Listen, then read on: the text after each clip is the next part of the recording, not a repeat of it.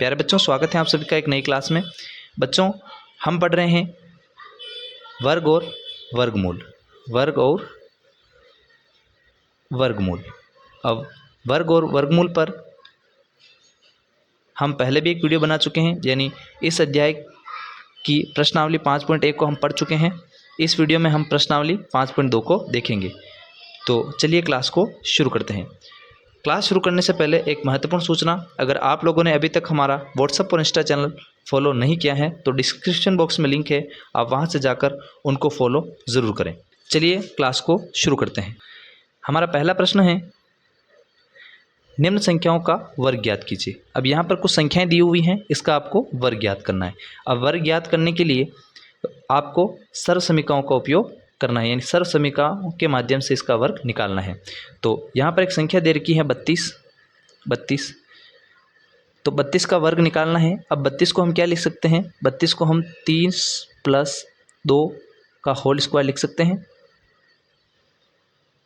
क्योंकि इन दोनों को जब जोड़ा जाएगा तो दोबारा 32 आ जाएंगे। तो हम 30 + 2 का होल स्क्वायर लिख देते हैं। अब यहाँ पर एक ऐसी सर्व समीकरण होती है, यानी a + b का होल स्क्वायर बराबर a² + 2ab + b²। ये हमारी एक सर्व समीकरण है। अब इस सर्व समीकरण के माध्यम से हम इसको सॉल्व करेंगे। तो यहाँ पर a 30 हो जाएगा और b जो है वो 2 हो जाएगा। अब यहाँ पर सर्व समीकरण बन चुकी हैं, यानी यहाँ पर 30 + 2 का होल स्क्वायर आ चुका है। अब यहाँ पर हमने 30 + 2 का होल स्क्वायर बना लिया है, यानी अब यहाँ पर ये कुछ इस रूप में, यानी a + b का होल स्क्वायर रूप में आ चुका है। तो यहाँ पर हमारी सर्व समीकरण क्या कहती है? हमारी सर्व समीकरण ये कहती है कि a + b का होल स्क्वायर है, तो हम उसको a² + 2ab + b² लिखेंगे। यानी यहाँ पर a कितना है 30 और b कितना है 2, यानी यहाँ हो जाएगा 30² + 2 × 30 और b कितना है 2, तो गुणा 2 और b कितना है 2, तो यहाँ पर 2 का स्क्वायर हो जाएगा। यानी कुछ इस प्रकार से हमारी सर्व समीकरण है और इस सर्व समीकरण में ये मान रखना है। अब यहाँ पर 30 का स्क्वायर, 30 का जब अपन स्क्वायर करते हैं तो 30 का स्क्वायर आ जाता है, 30 का जो स्क्वायर है यानी 30 × 30 जो है वो कितना आता है 900। यहाँ 2 30 के साथ गुणा हो जाएगा 60 और 60 दोबारा 2 के साथ गुणा होंगे तो ये हो जाएगा 120। अब यहाँ पर 2 का स्क्वायर कितना होता है 4। अब यहाँ पर हमारा आ चुका है 30 स्क्वायर का आ चुका है 900 + 2 × 30 × 2, यानी इसका कितना आ चुका है 120 + 2 का स्क्वायर कितना आ चुका है 4। अब यहाँ पर हमारा आ चुका है 900 + 120 + 4। अब जब इनको अपन ऐड करेंगे तो ये आ जाएगा 1024। यानी 32 का जो स्क्वायर है, 32 का जो वर्ग है या 32 का जो स्क्वायर है वो कितना है 1024। इसी प्रकार से हम दूसरा करेंगे। दूसरा 35 का स्क्वायर है, यानी 35 का वर्ग निकालना है। तो 35 को हम क्या लिख सकते हैं? 35 को हम लिखेंगे 30 + 5, 30 + 5 का होल स्क्वायर। यानी यहाँ a कितना आ जाएगा 30 और b कितना आ जाएगा 5। इस प्रकार से ये एक सर्व समीकरण के रूप में बन चुका है। तो यहाँ पर a 30 यानी a का स्क्वायर + 2ab + b का स्क्वायर, यानी 30 का स्क्वायर + 2 × 30 × 5 + 5 का स्क्वायर। अब यहाँ पर 30 का स्क्वायर कितना होता है 900 और 2 को 30 से गुणा करेंगे 60 और 60 को 5 से गुणा करेंगे 300 और 5 का स्क्वायर 25, यानी 900 + 300 + 25 और जब इनको अपन ऐड करेंगे तो ये आ जाएगा 1225। यानी 35 का स्क्वायर यानी 35 का वर्ग कितना होता है 1225। अब इसी प्रकार से तीसरा 86 है।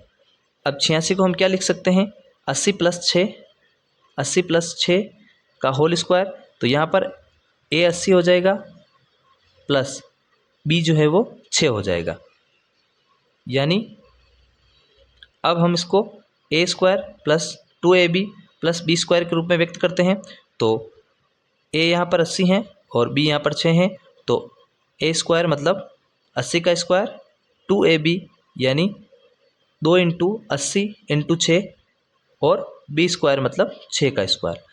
अब 80 का स्क्वायर कितना आता है? 80 का स्क्वायर आता है 1600 और 2 80 के साथ गुणा होंगे तो 160 और 160 जब 6 से गुणा हो जाएंगे तो 960 और 6 का स्क्वायर कितना हो जाएगा? 36। यानी 1600 प्लस 960 प्लस 36, तो इनको जब अपन ऐड करेंगे तो ये कितना हो जाएगा?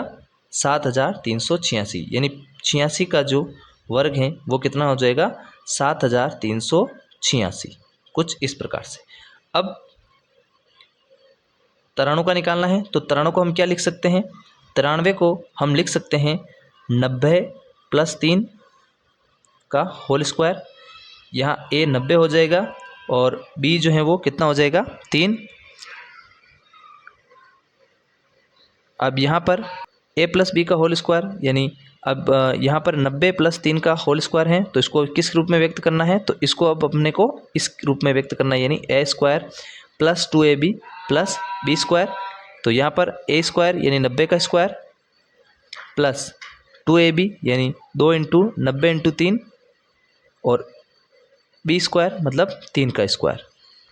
अब यहाँ पर 90 का स्क्वायर ये हो जाएगा 8100 प्लस 2 90 के साथ गुणा हो जाएंगे तो 180 और 180 3 के साथ गुणा होंगे तो 540 और 3 का स्क्वायर कितना हो जाएगा? 9। तो यहाँ हो जाएगा 8100 प्लस 540 प्लस 9। अब जब इनको ऐड कर देंगे तो ये आ जाएगा 8649। अब इसी प्रकार से पहले का पांचवा 71 का स्क्वायर पूछा है, तो 71 को हम क्या लिख सकते हैं? 70 प्लस 1। अब इसी प्रकार से इसका होल स्क्वायर हो जाएगा। अब हमें इसको जो है वह किस रूप में व्यक्त करना है? इसको A square plus 2AB plus B square के रूप में व्यक्त करना है। तो कुछ इस प्रकार से इसको हम व्यक्त कर लेंगे। और 70 का स्क्वायर 4900, 2 को 70 के साथ गुणा करेंगे 140 और 140 को 1 के साथ गुणा करोगे तो ये 140 ही आएंगे और 1 का स्क्वायर 1 ही आएगा। अब हम इनको ऐड कर देंगे तो ये कितना हो जाएगा? 5041। यानी 71 का स्क्वायर कितना हो जाएगा? 5041। अब इसी प्रकार से इसका अंतिम 49 को हम क्या लिख सकते हैं? 40 प्लस 9 का होल स्क्वायर लिख सकते हैं। अब इसको अपने को पुनः इस रूप में व्यक्त कर लेना है, यानी A square plus 2AB plus B square. अब यहाँ पर इस रूप में व्यक्त कर लेंगे। व्यक्त करने के बाद में 40 का स्क्वायर 1600, 2 को 40 के साथ गुणा करेंगे 80 और 80 को 6 के साथ गुणा करेंगे 480 और 6 का स्क्वायर 36। अब इन तीनों को ऐड कर लेंगे तो ये कितना हो जाएगा? 2116। यानी 49 का स्क्वायर कितना हो जाएगा? 2116।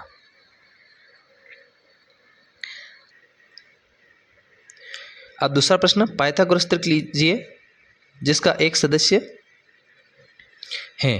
तो यहाँ पर पाइथागोरस त्रिक पूछिए और उसका एक सदस्य हमें दे रखा है। तो दूसरे के पहले की बात कर लेते हैं। तो इसका एक सदस्य कितना दे रखा है? 6 दे रखा है। तो पाइथागोरस त्रिक में 3 संख्याएं होती हैं, 2m, m स्क्वायर माइनस 1 और m स्क्वायर प्लस 1। तो ये 3 संख्याएं होती है पाइथागोरस त्रिक में। अब यहाँ पर अगर पाइथागोरस त्रिक का एक सदस्य सम संख्या दे रखा है तो आप इसको डायरेक्ट 2m के बराबर लिख लीजिए। 2m के बराबर, क्योंकि हमें सबसे पहले m का मान निकालना है। अगर m का मान आ जाता है तो हम पाइथागोरस की दूसरी और तीसरी संख्या की, पहली संख्या तो दे रखी है और दूसरी और तीसरी संख्या भी निकाल सकते हैं। तो m का मान निकालने के लिए हम 6 को जो है वो 2m के बराबर लिख देंगे, यानी 2m बराबर 6।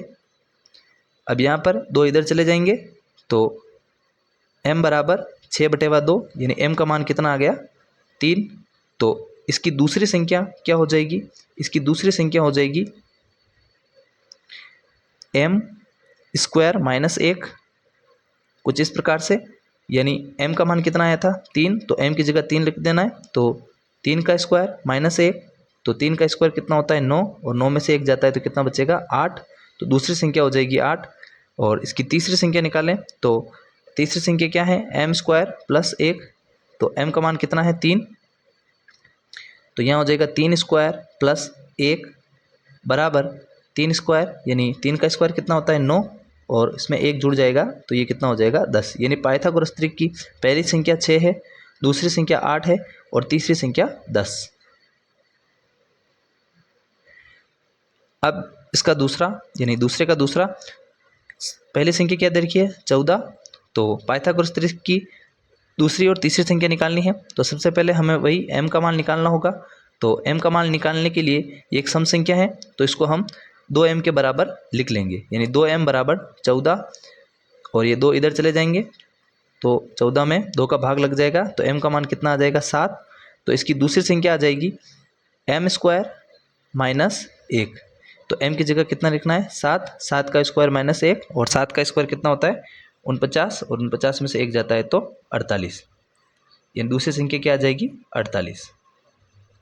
और तीसरी संख्या m² + 1, और m कितना है 7, यानी 7 का स्क्वायर + 1, 7 का स्क्वायर कितना हो जाएगा 49, और 49 में 1 जुड़ जाएगा तो 50।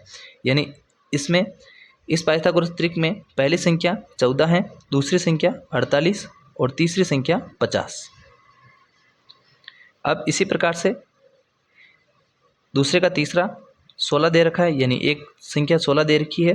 तो पाइथागोरस त्रिक में 3 संख्याएं होती है, तो ये 16 एक सम संख्या है, तो इसको हम 2m के बराबर लिख लेंगे। तो यहाँ 2 जो हैं ये इधर चले जाएंगे तो भाग में हो जाएंगे, यानी m बराबर 16/2, तो m का मान कितना आ गया 8। अब यहाँ पर दूसरी संख्या निकालते हैं, तो पाइथागोरस त्रिक की दूसरी संख्या क्या होती है m² - 1, तो m की जगह कितना लिखना है 8, 8² - 1, यानी 64, 8 का स्क्वायर 64 होता है, और इसमें से 1 घटा लेंगे तो ये आ जाएगा 63। दूसरी संख्या की क्या हो जाएगी 63, और तीसरी संख्या होती है m² + 1, यानी 8² + 1, 64 + 1, यानी दूसरी संख्या क्या हो जाएगी 65। तो इस त्रिक में पहली संख्या 16, दूसरी संख्या 63, और तीसरी संख्या जो है वो क्या हो जाएगी 65। अब इसी प्रकार से अंतिम दे रखी है 18, यानी एक संख्या दे रखी है 18। तो पाइथागोरस त्रिक में ये 18 सम संख्या है, 2m के बराबर लिख लेंगे। तो 2 का भाग लग जाएगा 18 में, तो m बराबर 18/2, और 18 में 2 का भाग जाएगा तो m का मान कितना आ जाएगा 9। तो इसकी दूसरी संख्या क्या हो जाएगी m² - 1, यानी 9² - 1, 9 का स्क्वायर कितना होता है 81, और 81 में से 1 जाएगा तो 80। दूसरी संख्या क्या हो जाएगी 80। तीसरी संख्या क्या हो जाएगी m² + 1, यानी 9² + 1, यानी ये हो जाएगा 81 + 1, यानी कितना हो जाएगा 82। तो यहाँ पर पाइथागोरस त्रिक की पहली संख्या 18, दूसरी संख्या 80 और तीसरी संख्या 82। आई होप साथियों ये क्लास आपको समझ में आ गई होगी। क्लास समझ में आई है तो दोस्तों के साथ साझा करें, और इसी तरह की क्लासों के लिए चैनल को सब्सक्राइब करें। और हाँ साथियों, इस चैनल का ऑफिशियली इंस्टा अकाउंट भी है, तो आप उस इंस्टा अकाउंट को भी ज़रूर फॉलो करें। और ये आईडी है, और डिस्क्रिप्शन बॉक्स में भी इसकी लिंक है, आप यहाँ से जाकर भी उसको फॉलो कर सकते हैं। चलिए मिलते हैं नेक्स्ट क्लास में, तब तक के लिए जय हिंद, जय भारत, वंदे मातरम।